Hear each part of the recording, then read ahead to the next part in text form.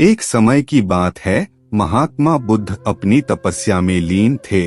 उन्हें तपस्या में बैठे हुए कई दिन बीत चुके थे।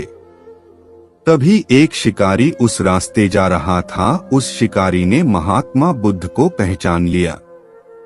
शिकारी ने महात्मा बुद्ध के बारे में बहुत बढ़ाई सुनी थी, किंतु वह महात्मा बुद्ध की बढ़ाई से संतुष्ट नहीं था। उसने परीक्षा लेने के लिए सोचा। शिकारी पहले तो महात्मा बुद्ध को एक छोटा सा पत्थर फेंककर मारता है, किंतु महात्मा बुद्ध कोई प्रतिक्रिया नहीं करते हैं, क्योंकि उनका मानना था शरीर को तकलीफ होती है, आत्मा को नहीं।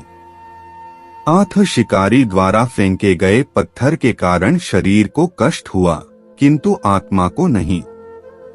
शिकारी कुछ समय सोचता रहा, महात्मा बुद्ध कुछ प्रतिक्रिया करेंगे, किंतु महात्मा बुद्ध अपनी तपस्या में लीन थे। उन्होंने कोई प्रतिक्रिया नहीं की। पुनः शिकारी ने पत्थर फेंका। वह पत्थर महात्मा बुद्ध के आंखों के ऊपर लगा और उस जगह से खून बहने लगा। महात्मा बुद्ध को आभास हुआ उनके शरीर से रक्त बह रही है, किंतु वह फिर भी अपनी तपस्या से नहीं उठे। शिकारी को गुस्सा आया और उसने पुनः एक पत्थर और महात्मा बुद्ध की ओर फेंका। महात्मा बुद्ध के शरीर से अब खून अधिक बहने लगी।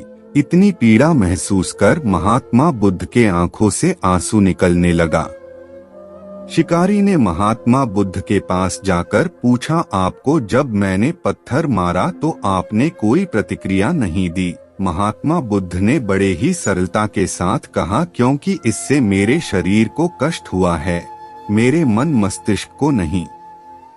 शिकारी अचंभित रह गया। उसने पूछा, फिर आपके आंखों से आंसू क्यों बह रहे हैं? इस पर महात्मा बुद्ध ने पुनः कहा, तुम्हारे द्वारा किए गए अनुचित कार्य के परिणाम के बारे में मेरा मस्तिष्क, मेरी आत्मा विचार कर रो रही है। तुमने इतना बड़ा पाप किया है, तुम्हें कैसी सजा मिलेगी?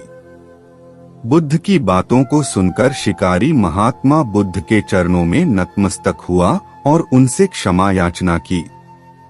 महात्मा बुद्ध क्षमाशील व्यक्ति थे।